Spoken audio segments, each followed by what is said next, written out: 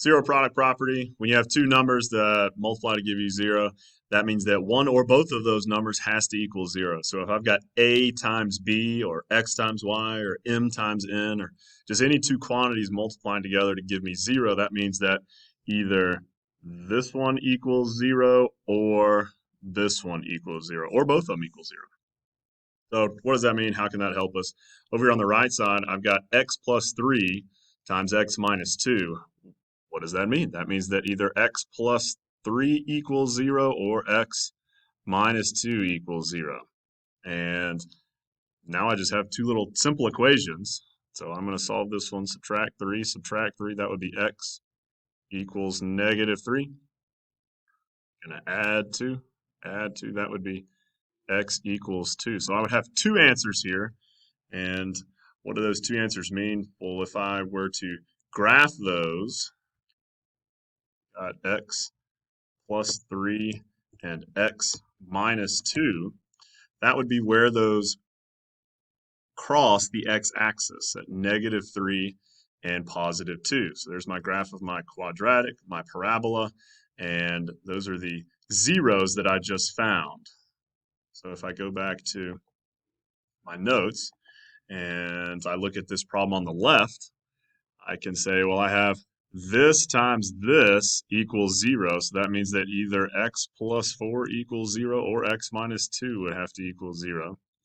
And I would subtract 4, that would be x equals negative 4. If I wanted to solve this one, I would add 2, that would be x equals 2. So x equals negative 4 or 2.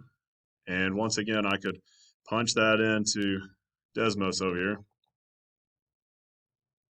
It was x plus 4 and minus 2.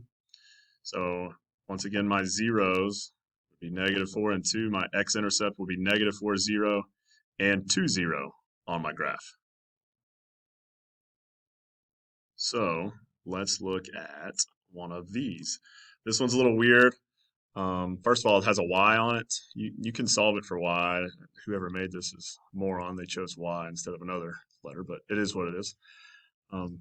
Separate just like you would. Y minus 5 equals 0 or y minus 5 equals 0.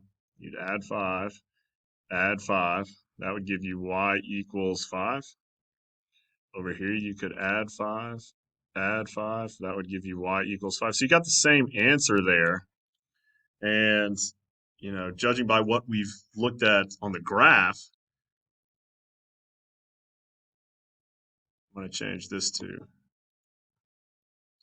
x minus 5, x minus 5. You know, it's going to cross, or what we would call normally cross at x equals 5. But it's not crossing because there's only one answer. It's going to touch the x-axis one time at x equals 5. Same thing would go true for this one on the right.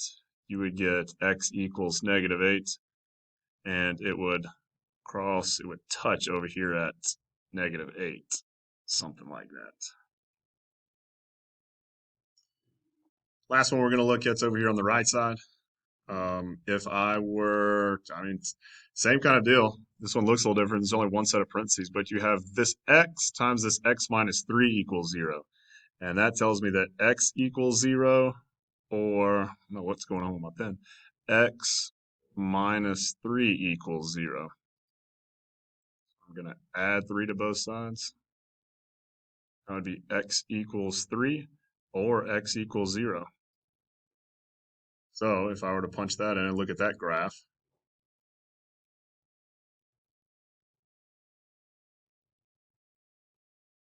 it would cross at 0 and it would cross at 3.